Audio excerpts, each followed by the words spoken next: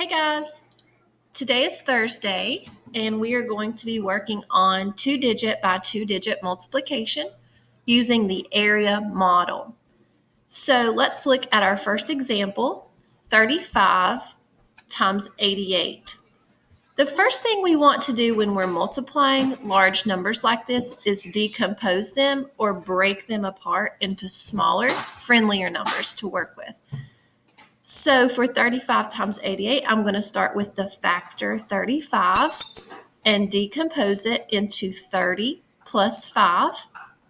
And I'm going to write that along the top of my box or my rectangle. The next step is to decompose 88. And we're going to put that on this side. So we have 80 and 8 there. All right, now we are ready to multiply and find our partial products, okay? So if you look, this area model is just a way to organize our multiplication. So what we're doing is we're multiplying the 30 times the 80, the 30 times the 8. See it here? It's connected. There's your 30 times 80. And your 30 times 8. And then you multiply the 5 in 35 times the 80. That's what we do here, the 5 times the 80. And then we do the 5 times 8, which would go here. 8 or 5 times 8 goes there. This is just a way, like I said, to organize it. All right, so let's get started. 80 times 30. So we've learned this in 4th grade already. We can do 8 times 3, which is 24. And since there's 2 zeros in our factors, there's going to be 2 zeros in the product. All right, now we're going to multiply the 80 times 5. 8 times 5 is 40. But this is 80 times 5, so that would be 400. Okay. And then we're going to multiply the 8 times both of these numbers on the top. 8 times 30 is 240. And 8 times 5 is 40.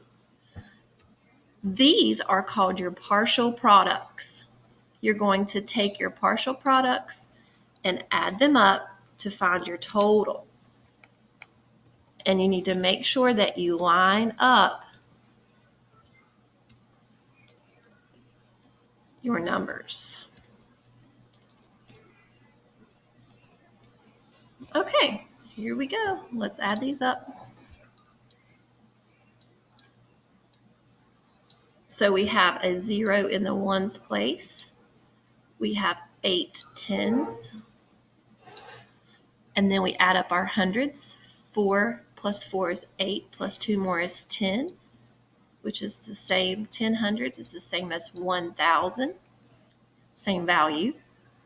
And then 2 and 1 would be 3,000. So our total is 3,080.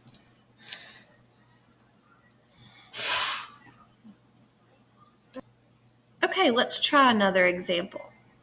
87 times 61.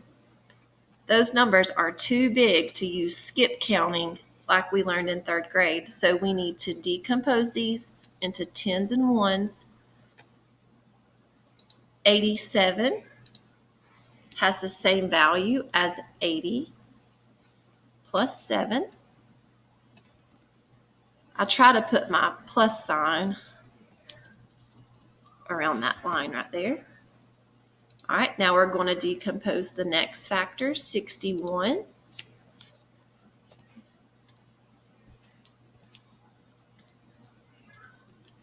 All right, now we have our problem set up. We're ready to multiply to find our partial products. So the first box, I kind of tell my students in class that this is kind of like a house, and you have the upstairs and then the downstairs of the house. So you're going to multiply both of the numbers on the roof times the upstairs number, and then you're going to multiply both numbers on the roof times the downstairs number. Okay, so let's start with the upstairs. 60 times 80. I know 6 times 8 is 48. I have 2 zeros in my factors, so I'm going to have 2 zeros in my product. 60 times 7. I know, hurry up and tie your shoe. 6 times 7 is 42, but that would be 42 tens, which is 420. And now the downstairs number is going to be easy because we're multiplying times 1, and we know anything times 1 stays the same. 80 times 1 is 80, and 7 times 1 is 7. Now I'm ready to add my partial products to find my total. It's kind of like we're taking apart this multiplication equation and then we're putting it back together. So let's do our addition now.